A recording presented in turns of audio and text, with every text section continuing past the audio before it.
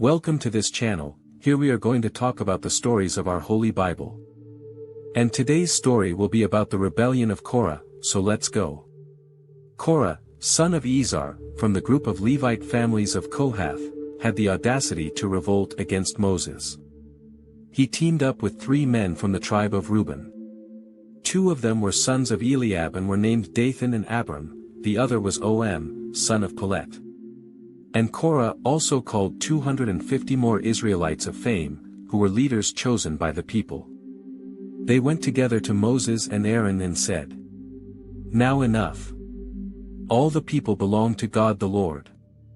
Each one of them is from God, and the Lord is in their midst. So why do you want to rule over God's people?" When Moses heard this, he knelt down, put his face to the ground, and said the following to Korah and all his followers. "Tomorrow morning the Lord God will show us who is his and who has been set apart for his service. God will bring to his altar the one he has chosen. Tomorrow morning, you and your followers will take the incense burners, put coals and incense in them, and take them to the altar. Then we will see which of us the Lord has chosen. And now come, Levites." Moses also said to Korah, "Now listen, Levites. The God of Israel set them apart from the rest of the people to be able to approach him, to do their service in the tent of the Lord and to perform ceremonies on behalf of the people. Is that not enough for you? God gave you and all the other Levites this privilege, and now you want to be priests too. When you complain against Aaron, it is actually the Lord you and your followers are revolting against." Then Moses sent for Dathan and Abiram, sons of Eliab, but they answered the messengers, "We will not go. Is it not enough that you took us out of a good and rich land in order to make us die in this desert? And besides, you still want to boss us around? Indeed, you did not bring us into a good and rich land, nor did you give us fields and vineyards to be our property, and on top of that he is trying to deceive us. We will not go." Then Moses became very angry and said to God, the Lord, "Do not accept these men's offers. I never harmed any of them, nor did I take from them even a donkey." Then Moses said to Korah, "Tomorrow you and your 250 followers come to the holy tent. Aaron will also be there. Each of you will take your incense burner, put incense in it and take it to the altar." So each man took his incense burner, put coals and incense in it, and they all stood at the entrance to the holy tent with Moses and Aaron. So Korah assembled all the people, and they stood before Moses and Aaron at the entrance of the tent.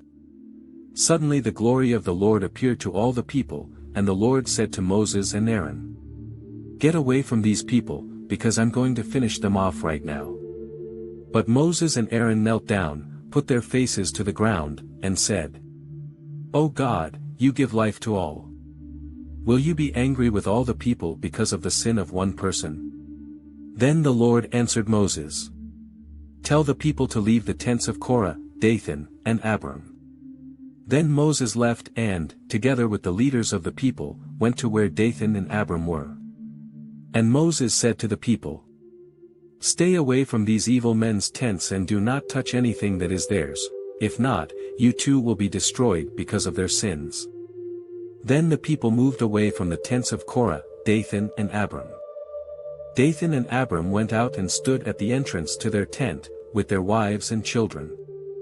Then Moses said to the people, "I'm going to tell you how you're going to find out that it wasn't me who decided to do all this. I did all these things because the Lord told me to. If these men die a natural death like everyone else, without any punishment from God, then the Lord has not sent me. But if he causes anything out of the ordinary to happen, and if the earth opens up and swallows these people with everything they have, and they go down alive to the netherworld, then you will know that these men have rejected the Lord."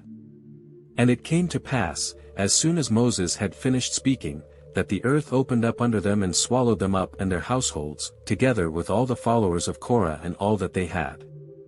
So they went down alive to the world of the dead, they and everything they had. The earth covered them, and they disappeared. When they heard their screams, all the Israelites who were there ran out, shouting, "The earth will swallow us too." Then the Lord sent fire and killed the 250 men who had offered incense. Then the Lord God said to Moses, "Tell Eleazar, son of Aaron the priest, to take the incense burners from among the remains of the fire and scatter the embers that are still in them far away, for the incense burners are sacred. They became holy when they were offered on the altar of the Lord. Therefore, take the incense burners of these men who were killed for their sins and make thin sheets of metal out of them. And with these leaves prepare a covering for the altar. This will be a warning to the people of Israel." Then Eleazar the priest took the metal incense burners that the men who had been slain had brought, and had sheets of metal made from them to cover the altar. As the Lord had said to Moses, this became a warning to the Israelites so that no person who is not a descendant of Aaron should burn incense before the Lord and be punished, as happened to Korah and his followers. But the next day all the Israelites began to complain against Moses and Aaron, saying thus, "You killed the people of God, the Lord." After everyone had gathered to protest against Moses and Aaron, they turned towards the holy tent and saw that the cloud was covering it. Then the glory of the Lord appeared. Moses and Aaron went to the front of the tent, and the Lord said to Moses, "Get out from among these people, because I'm going to destroy them right now." Then Moses and Aaron knelt down and put their faces to the ground. And Moses said to Aaron, "Take your incense burner, put some coals from the altar in it, and throw incense on top of them. And go quickly to the place where the people are and offer the sacrifice to get their sins forgiven. Quickly. The wrath of the Lord has appeared, and the epidemic has already begun." So Aaron took the incense burner, as Moses had commanded, and ran among the people. When he saw that the epidemic had already started, Aaron threw the incense on the coals and offered the sacrifice to get the people's sins forgiven. With that the epidemic stopped, and Aaron was left standing between the living and the dead. In that epidemic 14,700 people died, besides those who died in the revolt of Korah. When the epidemic was over, Aaron returned to the entrance of the tent, where Moses was. The Lord God said to Moses, "Tell the Israelites that each of the chiefs of the tribe bring you a staff, there will be 12 sticks in all. Write each chief's name on his own staff, and then write Aaron's name on the staff representing the tribe of Levi. There will be a stick for each tribe chief.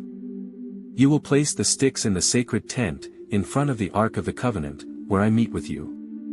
Then the rod of the man I choose will sprout. So I will stop the complaints these Israelites make against me." So Moses spoke to the Israelites, and each of their leaders gave him a staff, one for each tribe, 12 in all.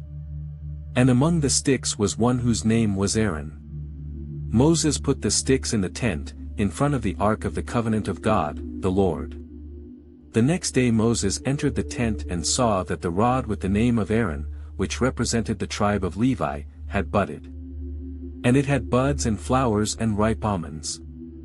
Then Moses took all the staffs from the presence of the Lord and brought them to the Israelites. They saw what had happened, and each chief took up his staff.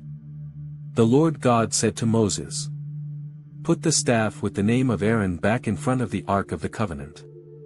He will stand there as a warning to rebellious Israelites. That way, they will stop complaining against me and won't be killed." And Moses did as the Lord had commanded. Then the people of Israel said to Moses, "We're lost. We are going to die. Yes, we are all going to die. Whoever comes near the ark of the Lord will die. Yes, we are all going to die." If you liked this video, don't forget to leave your like.